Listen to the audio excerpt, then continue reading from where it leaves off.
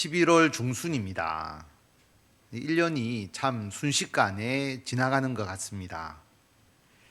시간이 마치 이런 폭포수와 같은 것 같습니다. 폭포수는 많은 물이 흘러갑니다. 물이 그냥 떨어지고 또 흘러가 버립니다. 시간을 이렇게 흘려보내기만 하는 분들, 시간이 아무리 흘러도 어떤 성과물이 없습니다.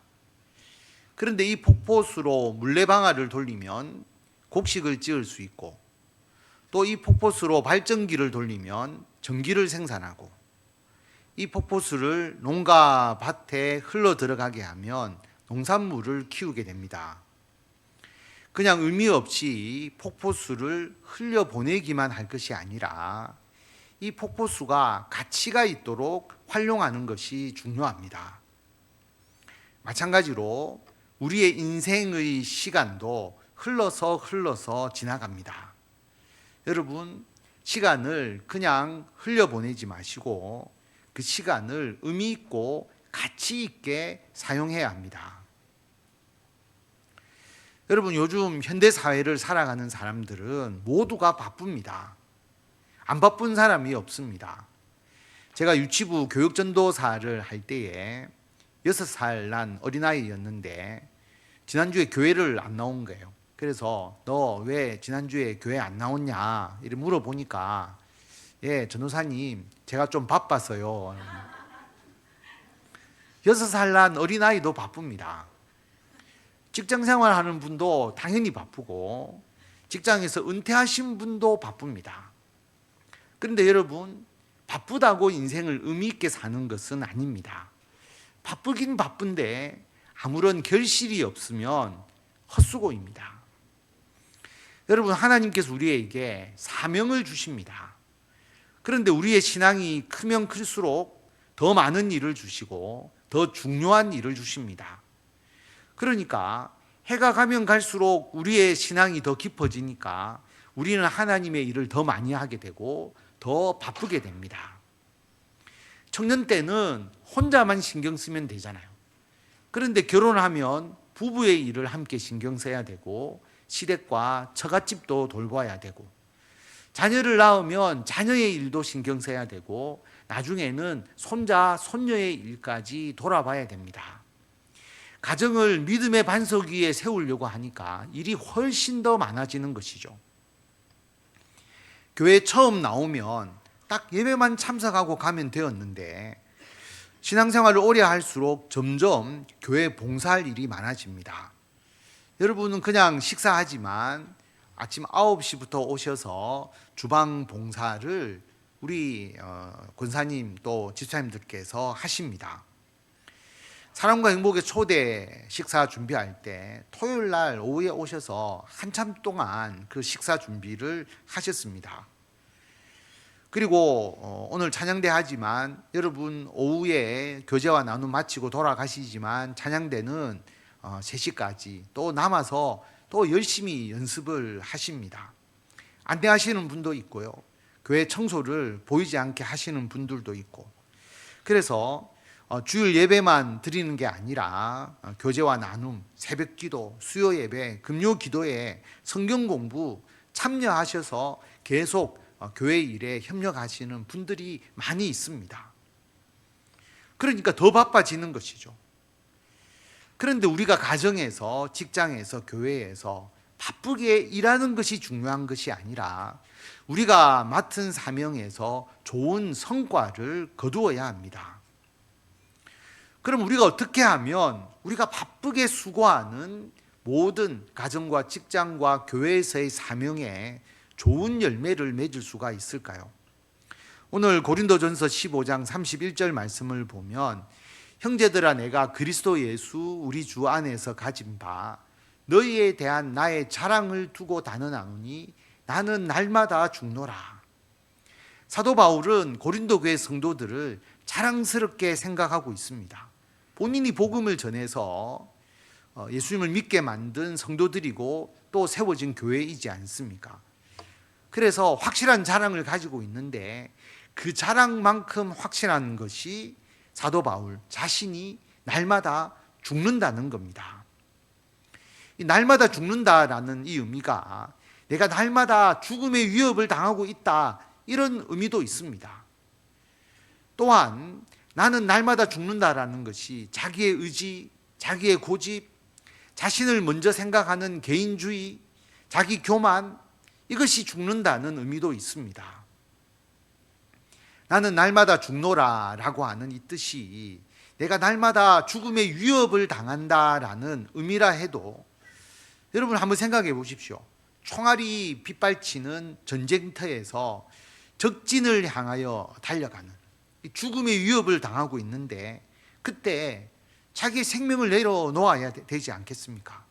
그 상황에서 자기의 몸을 돌볼 생각을 하지 못하는 것이죠. 그러므로 사도 바울이 나는 날마다 죽노라 라고 말한 것이 날마다 내가 죽음을 당하고 있다라는 그런 표현이라 할지라도 그 이면에는 자신을 내세우지 않고 자신의 생각을 앞세우지 않고 철저히 자신을 낮추고 또 낮추고 자신을 완전히 비운다라고 하는 의미입니다. 사람은 자기 생각을 앞세우기가 쉽죠. 다른 사람의 의견을 무시합니다. 또 경멸하기까지 합니다. 심하면 이게 자기 고집이 되고 자기 아집이 됩니다. 그리고 사람은 자기를 높이죠. 교만하게 생각하고 교만하게 행동합니다. 교만하면 다른 사람을 멸시하게 됩니다. 사람이 성공하는데 이 교만과 아집이 걸림돌이 됩니다. 세상 사람들도 아는 것이죠. 그래서 세상에서도 자기의 교만과 아집을 죽이도록 여러 가지 방법을 쓰는데 그 중에 하나 명상을 하기도 합니다. 명상을 통해서 자기 생각 버리고 무념무상, 아무런 생각 없이 비움의 경지에 이르도록 하는 겁니다. 잡념을 다 버리고 다 비워내고 다 내려놓아라. 그런데 여러분, 명상을 해서 아무리 계속 비우고 비워도 허무할 뿐이지 채워지지가 않습니다. 공허한 맛만 맛볼 뿐입니다. 하나님께서 우리에게 말씀하시는 자기 비움, 내려놓음, 교만과 아집을 죽이는 것은 명상과는 완전히 다릅니다. 가장 중요한 차이점은 예수님을 믿는 사람들은 자기를 비우고 난 이후에 채움이 있습니다. 우리 자아가 비워지면 예수님께서 내 자아를 채우십니다. 여러분, 예수님께서 우리들에게 비워라, 자신을 내려놓아라, 자신이 죽어야 한다라고 말씀하시는 것은 예수님께서 채워주시기 위해서입니다. 내 아집과 고집, 온통 자기 생각으로만 가득 차 있으면 하나님의 음성이 귀에 들어오지 않습니다. 교만으로 가득 차 있는데 하나님의 인도하심을 따르지 않습니다. 그래서 자기를 비워야 합니다. 사실 비우는 것만으로는 부족합니다. 바닥에 구멍이 나 있는 보트, 물이 계속 스며 올라오잖아요. 그래서 물을 계속 퍼내고 또 퍼내어도 그 배에는 물이 계속 차오릅니다. 물을 다 비워낼 수가 없습니다. 한여름에 잡초 계속 제거하고 또 제거를 하는데도 어느 순간 보면 불쑥 잡초가 자라나 있습니다. 아무리 우리가 나의 아집과 고집, 나의 교만을 다 비우고 또 비워도 어느새 나의 마음속에 아집, 고집, 교만이 생겨납니다. 그래서 여러분, 비우는 것만으로도 불충분합니다. 자신의 생각을 내려놓는 것만으로도 불충분합니다. 자기를 낮추는 것으로만으로도 부족합니다. 그래서 사도 바울은 나는 날마다 죽노라, 그렇게 고백합니다. 날마다 죽어야 합니다. 컴퓨터를 사용하다 보면 한 번씩 컴퓨터가 먹통이 되거든요. 스마트폰도 여러분 쓰시다가 한 번씩 먹통이 되는 경우들이 있을 겁니다. 이 프로그램들이 서로 엉켜서 작동이 일시적으로 중단되는 것이거든요. 그래서 우리 자녀들이 어릴 때 전화가 오죠. 아빠, 컴퓨터가 잘 안 돼요. 전화 오면 제가 이야기를 합니다. 껐다가 다시 켜라. 아빠, 마우스가 잘 안 움직이는데요. 껐다 다시 켜. 그럼 제가 컴퓨터 도사입니다. 여러분도 컴퓨터 잘 안 되는 거 있으면 저에게 물어보시면 제 대답은 한결같습니다. 껐다가 다시 켜십시오. 나이 드신 권사님께서 손자 손녀들에게 이제 이야기하셔도 돼요. 내가 교회에서 컴퓨터를 배웠어. 내 컴퓨터 잘한다. 너희들 잘 안 되면 내한테 물어봐라. 그래서 자녀들이 물어보면 껐다 다시 켜라. 그렇게 이야기를 하시면 됩니다. 여러분, 우리의 삶에도 재부팅이 필요합니다. 왜냐하면 껐다 다시 켜야 다시 처음 정돈된 것처럼 새 것이 됩니다. 내가 죽어야 하는 것이죠. 나의 아집과 고집, 나의 교만이 다 죽어야 합니다. 철저하게, 아주 철저하게 내가 죽어야 합니다. 이게 자살하는 의미가 아니잖아요. 철저히 내 자신이 죽으면 어떻게 되느냐? 내가 죽으면 다시 채워집니다. 갈라디아서 2장 20절에 보면 내가 그리스도와 함께 십자가에 못 박혔나니 그런즉 이제는 내가 사는 것이 아니요 오직 내 안에 그리스도께서 사시는 것이라. 내가 죽는다라고 하는 의미가 이 갈라디아서에서는 내가 사는 게 아니다. 그럼 누가 사느냐? 오직 내 안에 그리스도께서 사시는 것이다. 나는 죽고 예수님께서 내 안에 사시는 것이다. 나는 비워지고 예수님께서 채워지시는 것이다. 그럼 여러분, 내가 어떻게 죽습니까? 나의 아집과 고집, 나의 교만이 어떻게 죽어서 없어집니까? 명상도 아니고 수련을 통해서도 없어지지 않습니다. 오늘 갈라디아서 2장 20절에 보면 내가 그리스도와 함께 십자가에 못 박혔나니. 십자가, 사람이 완전히 발가벗겨져서 높은 나무 위에 매달리는 형벌이잖아요. 너무나 부끄럽고 수치스러운 모습입니다. 손과 발에 못이 박혀서 꼼짝할 수 없습니다. 엄청난 고통입니다. 거기에 무슨 자기 의지가 있을 수 있겠습니까? 거기에 무슨 아집과 고집, 교만이 있을 수 있겠습니까? 십자가에서는 모두가 사라져 버리는 것이죠. 예수님을 믿는다라고 하는 것은 우리가 예수님과 함께 십자가에 못 박혀서 죽는 것입니다. 그런 비움 이후에 우리에게 채움이 있습니다. 우리가 십자가에서 죽는 그 순간 우리는 예수 그리스도인으로 다시 태어납니다. 그래서 이제는 내가 사는 것이 아니고 오직 내 안에 그리스도께서 사시는 것이다. 내가 죽으니까 더 이상 내가 사는 게 아니라 내 안에 그리스도께서 사신다. 여러분, 내 안에 그리스도께서 사신다는 게 무슨 의미인가요? 여러분, 우리 몸 안에 어디에 예수님께서 실제로 살고 계시는 게 아니잖아요. 그런 의미가 아니잖아요. 그래서 이어서 계속 읽어보면 이제 내가 육체 가운데 사는 것은 나를 사랑하사 나를 위하여 자기 자신을 버리신 하나님의 아들을 믿는 믿음 안에서 사는 것이라. 나는 날마다 죽는다라고 하는 것은 내가 죽고 내 안에 예수님께서 사시는 것이다. 내 안에 예수님이 사신다는 것은 나는 예수님을 믿는 믿음 안에서 산다라고 하는 고백입니다. 어린아이의 손을 잡고 여러분 같이 많이 걸어가 보셨지 않습니까?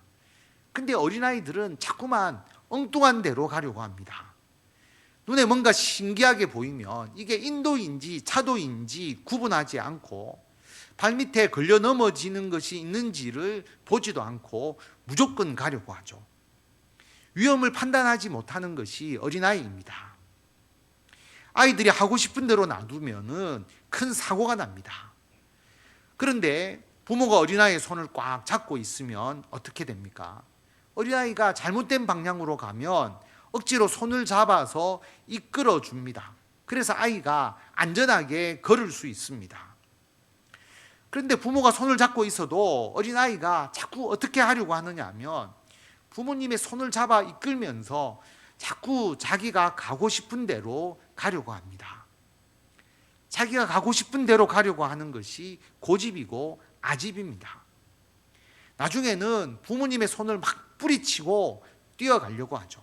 부모님 필요 없다. 그 손 필요 없다. 내가 하고 싶은 대로 하겠다라고 하는 거죠. 부모님 손을 뿌리치는 것이 바로 교만입니다. 잠언 16장 18절에 보면 교만은 패망의 선봉이요 거만한 마음은 넘어짐의 앞잡이이니라. 교만은 하나님의 도움 없이 내 힘으로 할 수 있다는 생각입니다. 교만은 패망의 선봉입니다. 교만하면 패망할 수밖에 없다는 뜻입니다. 하나님의 손길을 뿌리치고 자기 뜻대로 행하면 결코 잘 될 수가 없습니다. 왜냐하면 인간의 힘과 능력은 한계가 있기 때문입니다. 하나님께서 도와주시지 않는데 어떻게 우리의 힘으로 모든 것을 이룰 수 있겠습니까? 우리는 하나님의 인도함을 벗어나서 결코 형통할 수가 없습니다. 성도 여러분, 한 해를 돌아보시면서 스스로 생각해 보시기를 바랍니다. 내가 죽고 내 안에 예수님께서 사시는가? 내가 예수님을 믿는 믿음 안에서 살았는가? 나의 고집과 아집을 따라서 행동하려고 했고 내 힘으로 뭔가 이루려고 한 교만은 없었는가? 나는 날마다 죽는다. 이 말은 내 안에 예수님께서 사신다. 또한 나는 예수님을 믿는 믿음 안에서 산다. 그리고 나는 예수님의 뜻과 인도하심에 따른다. 이 고백입니다. 내가 죽고 내 아집과 고집, 내 의지가 죽고 내 안에 예수님께서 살고 예수님을 믿는 믿음 안에서 살게 되어 예수님을 의지하고 예수님의 뜻을 따르고 예수님의 인도하심에 따라서 여러분이 수고하고 또 여러분이 하나님의 사명을 위해서 행하는 모든 일들이 형통함을 누리는 성도 여러분이 되시기를 바랍니다. 목사님, 저는 늘 기도하고 하나님께 순종하는 삶을 살았는데 별로 큰 성과를 거두지 못한 것 같습니다.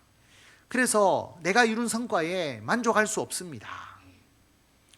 여러분, 하나님께서 주시고자 하는 것이 이만큼인데 그런데 욕심을 내어서 이만큼 가지려고 하는 것. 여러분, 우리가 아무리 욕심을 부려도 하나님은 절대로 요만큼밖에 안 주시거든요. 그러면 그 사람은 어떻게 할까요? 이만큼 주는 것에 만족하거나 또 더 가지려는 것을 포기하면 되는데 사람은 욕심이 차오르게 되죠. 특별히 자기 자신이 죽지 않는 사람, 그런 사람들은 더 욕심이 차오르게 됩니다. 욕심이 생기니까 하나님께서 주시지 않으면 내 힘으로라도 정상적인 방법을 따르지 않고 부정적인 방법으로라도 더 많이 차지하려고 더 많은 것을 가지려고 합니다. 그러다가 죄를 짓게 되는 것이죠. 여러분, 욕심이 죄를 짓게 합니다. 야고보서 1장 15절에 보면 욕심이 잉태한 즉 죄를 낳고 죄가 장성한 즉 사망을 낳느니라. 욕심이라고 하는 것은 하나님께서 하나님의 뜻에 따라서 나에게 주신 것보다 내 힘으로 더 많은 것을 차지하겠다는 것이 욕심입니다. 이 욕심이 죄를 짓게 합니다. 죄가 자라나면 사망, 심판에 이르게 됩니다. 여러분, 세상 사람들은 더 많은 물질을 가지려고 하거든요.